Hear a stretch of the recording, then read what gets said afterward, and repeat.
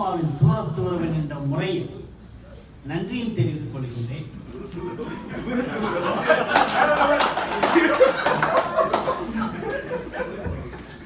விஜிமாவின் படைப்புகள் 16. இந்த 16 பிடிக்கும். இது தவிர விஜிமாவின் தனியாக பிடிக்கும். இந்த 16 நான் மிக சிறப்பாக கருதுவது 2 புத்தகம். அதை மட்டும் சரியாக சொல்லி என்னுடைய மனதார வாழ்த்துக்களை சொல்லிட்டேன். டோஸ்ட் மாஸ்டர் கிளப்பில் எல்லாரும் பழக்கப்பட்ட பலர் இருக்கிறார்கள். சரியா எனக்கு 4 நிமிடம் கொடுத்தால் போதும். எல்லோரும் அவருடைய கவிதை பற்றி, அவருடைய இலக்கியம் பற்றி, சிறுகதையில் எல்லாம் சொன்னார்கள். இத்தனை புத்தகங்களிலும் சிறப்பான ஒரு புத்தகம் இந்த வளைகுடா போரில் நான் ஏன் என்று மட்டும் சொல்கிறேன். இந்த ரகத்தில் இந்த ஜான்டர் சொன்னால் தமிழில் யாருமே எழுதவில்லை. காரணம் சொல்கிறேன். இதை பற்றி அவன் புத்தகம் எழுதி கொடுத்த பிறகு சொன்னேன். கிட்டத்தட்ட 2400 ஆண்டுகளுக்கு முன்னால் நம்முடைய சேர சோழர்கள் சண்டை போட்டது போல கிரீக்கில் அவர்கள் ஸ்பார்ட்டாவும் ஏத்தன்ஸும் சண்டை போட்டுக்கொண்டார்கள். அதை பற்றி அதில் போரிலே கலந்து கொண்ட ஜெனரலாக ஒருத்தர் தான் துசிடியஸ். அவன் வெறும் ஜெனரல் மட்டுமல்ல, அவன் எழுத்தார்.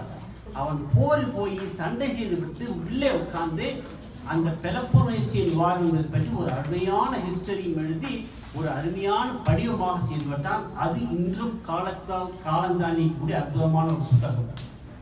அது கிரீக்கில் வந்தது.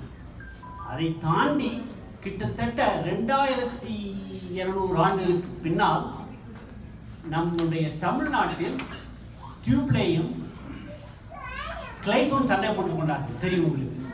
அந்த சமயத்தில் அனந்தரங்க பிள்ளை என்று ஒருத்தர் இருந்தார். அவர் டியூப்லேயுடைய வலதுகை, இடதுகை அல்ல, வலதுகை. நினைவு வைத்து ரெண்டுக்கும் வித்தியாசம் தெரியும் நினைக்கிறேன். வலதுகை.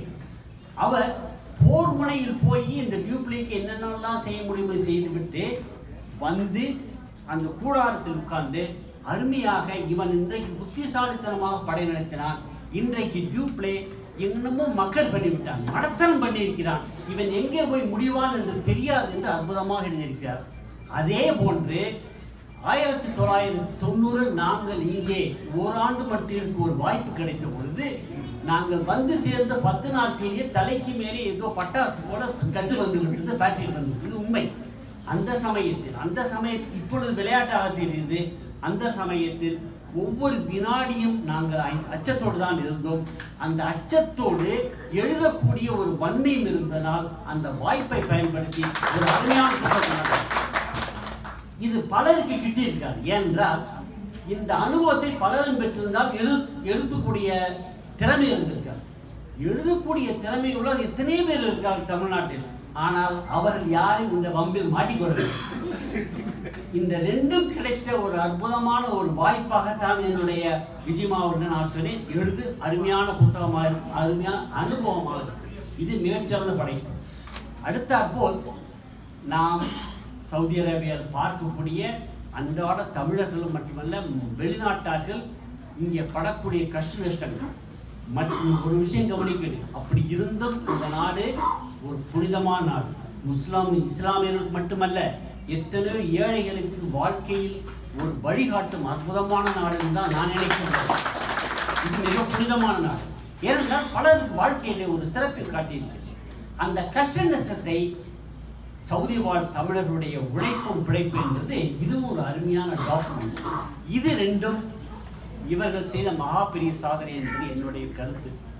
முக்கியமாக ஒவ்வொரு புத்தகமும் ஒரு வேள்விதான். ஒரு காலத்தில் தியாகம் செய்தார்கள்.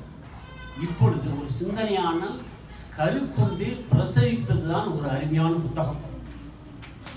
இதை பற்றி மில்டன் சொன்ன ஒரே ஒரு வார்த்தை மட்டும் சொல்ல விரும்புகிறேன். A good book is a life spirit of a master spirit, preserved and embalmed for a life beyond life. என்ன அருமையான வார்த்தை.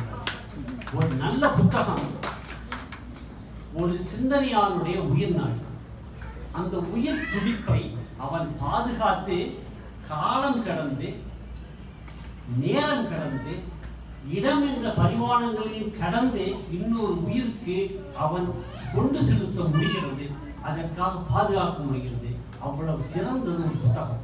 அப்படி புத்தகத்தை விஜயம்மா அவர்கள் பல புத்தகங்கள் எழுதியிருக்கார்கள். அவருக்கு என்னுடைய வாழ்த்துக்களை மனதார ஒரு படிப்பாளர் என்ற முறையில், கணவன் என்ற முறையில் அல்ல, ஒரு படிக்கிறவன் என்ற முறையில் என்னுடைய வாழ்த்துக்களை தெரிவிக்கிறேன். இன்னொரு விஷயம், இங்கே எழுதி பழக்க ஆர்வமுள்ளவர்கள் கவனிக்க வேண்டும். நான் ஒரு விஞ்ஞானி என்ற முறையில் சொல்லுகின்றேன். அருமையாக ஆராய்ச்சி பண்ணியிருக்கார்.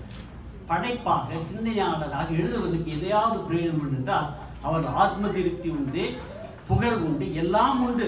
இது தவிரவும் விஞ்ஞானிகள் இதையெல்லாம் தாண்டி ஒன்று கண்டுபிடித்தார். என்னவென்றால், விஞ்ஞானியாக அதாவது படைப்பாளராக சிறந்த புத்தகம் எழுதுறவர்களுக்கு 10% இருந்து 20% ஆயுள் இயல்பாக நீடிக்குமா? இதை நான் வெறும் பேச்சுக்கு சொல்வதாக யார் நினைப்பவர்கள் யாராக இருந்தாலும் தயவு செய்து என்னுடைய இமெயிலுக்கு அனுப்புங்கள். இது அண்மையில் மட்டுமல்ல, பலகாலம் திரும்ப திரும்ப கண்டுபிடிக்கப்பட்ட ஒரு கட்டுரை அனுப்பி வைக்கிறேன். உங்களுக்கு ரெஃபரன்ஸோட அழகாக அனுப்பி வைக்கிறேன். ஆகவே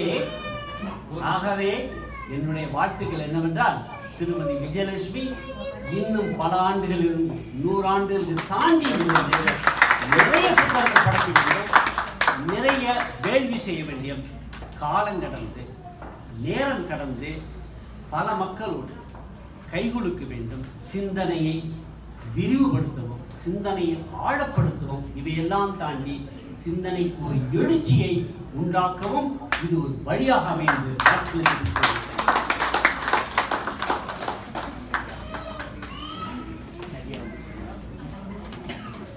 மிக்க நன்றி ஐயா.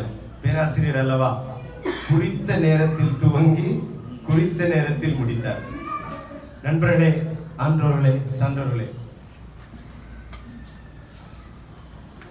நீங்கள் மிகவும் ஆவலுடன் எதிர்பார்த்து கொண்டிருக்கும் ஏற்புரையினை நிகழ்த்தவிருக்கிறார்கள் முனைவர் விஜயலட்சுமி மாசிலாமணி அவர்கள். தன்னுடைய ஏற்புரையை நிகழ்த்துமாறு முனைவர் விஜயலட்சுமி மாசிலாமணி அவர்களை அழைக்கின்றேன்.